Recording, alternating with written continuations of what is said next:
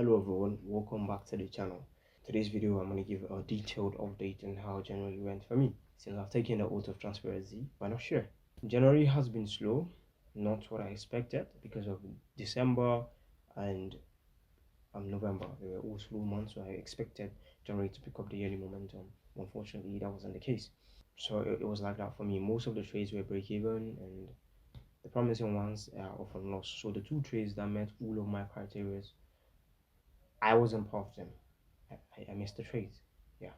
So this brings me to performance gap discrepancy. Is what I deeply want to talk about today. This is where your expected performance supersedes your actual performance. Yes. So there's a gap there where your strategy is doing better, but you in real time you're underperforming. What we want to do as traders that wants to make a difference is to observe the gap, identify the gap, and identify the problems. There's something behind why you're underperforming. What is it? So find out. If you find out, then treat it religiously. So what is mine now? Why did I underperform in January? Why did I miss those trades? It's simply my circadian rhythm. My sleeping cycle is just messed up, and it was all because of the December gap.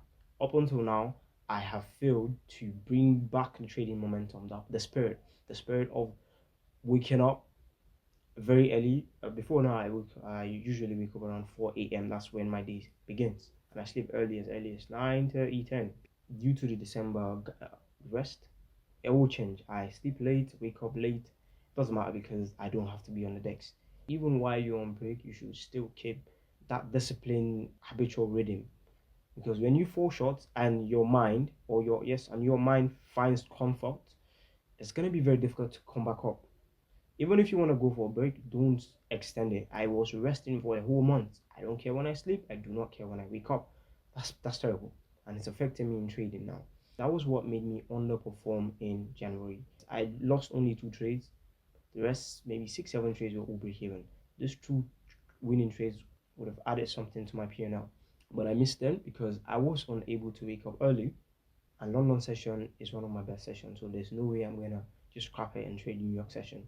So London session, I love it. I like the spirit, and mostly I like to anticipate trade. I like to anticipate movement. So I wait, watch the chart, project where the price is going, what the price is going to do, and then watch it unfold.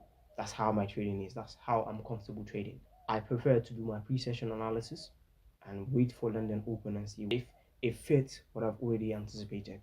The goal here is to identify your problem. What is causing that gap? What is causing that gap with your actual performance and your expected performance? After you've got the diagnosis, treat it like you're treating a patient, even if you're not a doctor. Treat it how a doctor is going to treat you. Okay, this is your diagnosis and this are your medications. This is what you do to make a difference. Yours might not be a messed up circadian rhythm. It might be lack of discipline, which I also had, and I had to treat it. I didn't have discipline, and I talked to you guys about it. It was all tied up to money, not having respect for money and being an impulsive person. With money, being very impulsive with money. I'm not impulsive. Um, my character, I'm not an impulsive person, but with money specifically, I'm very impulsive. Look for your problem, get a diagnosis, and then treat that.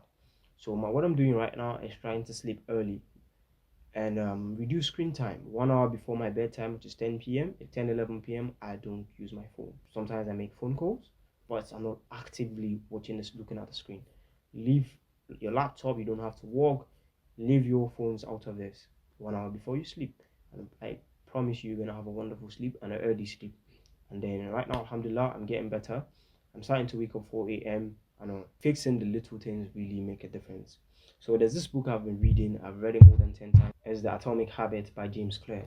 This book has really taught me how little habits, little changes really impact our life. It talks about making little changes, being 1% better. So let's say you've got a messed up circadian rhythm, which means your sleep cycle is not really good. You always miss London session, for instance. You're not a disciplined person and you are not consistent in your trading. You now know these are your problems. So you start to adjust a little. Okay, this is the first problem. What can I do? What change can I make today? Start small. Start very small. We don't want to create pressure. Start little. Make that change and then move to the next problem, make a little change, move to the next problem. That's how you keep adjusting and making a difference with time. The first thing that happens with change is mental. So the first change is identity change. Identity change is one of the most important things. Let's say you used to smoke and then someone offers you a cigarette. Instead of saying, no, thank you, I'm trying to quit, just say, I am not a smoker, because you do not identify as one. So the biggest thing is an ACE identity change. Instead of saying you're not a disciplined trader, there's one word that's not in the book, but it will make a very solid difference in all walks of life. When someone walks up to you and asks, hey, how's trading going? Or are you a profitable trader? Instead of saying you are not a profitable trader, just say, I am not a profitable trader yet. So that yet makes a lot of difference. It means you're working on it, or you want to be, rather than accepting the identity of you're not a profitable trader. So identity really matters, because we are really tied up to it as human beings. It's basically who you are. When they say your identity is that's you.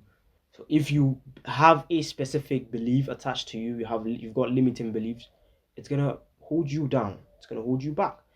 Yes, there's a mantra I always have for years now, is your willingness to change should be more than your willingness to learn. If you learn something and there's no change, it means you haven't learned anything.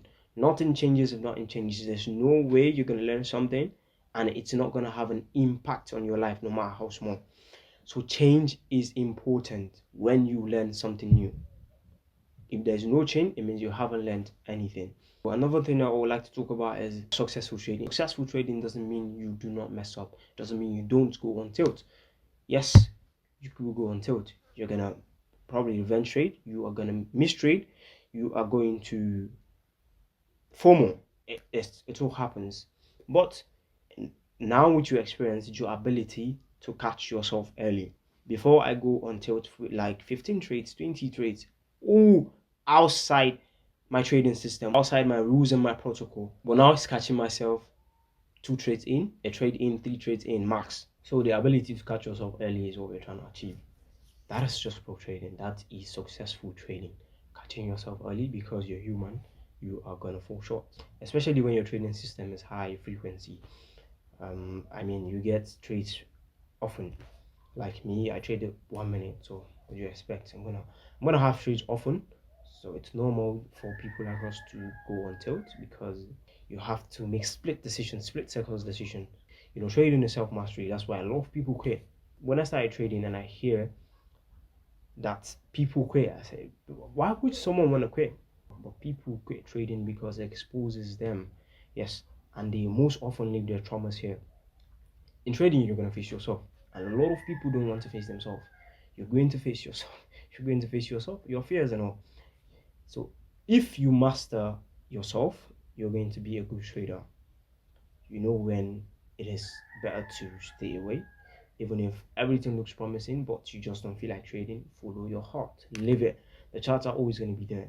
Just let it be. You wake up and you're feeling a bit, you're not feeling like it. You're not feeling like you want to trade. You just want to be on the bed. Bro, be on the bed. Do not go to the chart, because you're going to mess up. You're mentally not ready for that. So just let it be.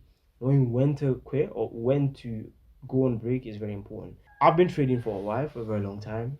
And I'll tell you that I have never taken a break off the chart, not ever look at the chart until last year, December. I didn't look at the chart. Yeah, that was the first time I have done that in forever. So we should take a break when necessary. And if you don't feel like it, just let it be. But don't take a break too long that you forget who you are. That's my time.